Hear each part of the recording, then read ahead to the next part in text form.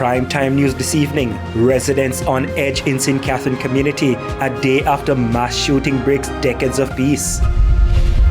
Clergyman calls on law-abiding Jamaicans in the diaspora to partner with local stakeholders to solve crime.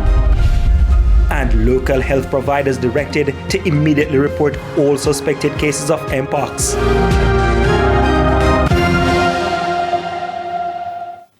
Good evening and welcome to Primetime News on air and online at onespotmedia.com. I'm Archibald Gordon. And I'm Javon Keys. A very special welcome also to our viewers on TVJ International in the Cayman Islands. Also this evening, the business day, and we'll be looking at inflation over the next few months. What's the BOJ saying about that?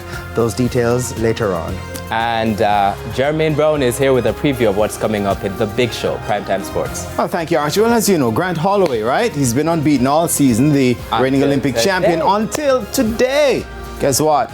Tasted defeat for the first time at the hands of a Jamaican. We'll tell you who a bit later on. There's also sports commentary, E-Prime, and weather in this newscast. But before the break, the feedback question. And this evening we're asking, how concerned are you about the Mpox virus? You can share your comments online, facebook.com/televisionjamaica, and you can post on X at TVJ News Center.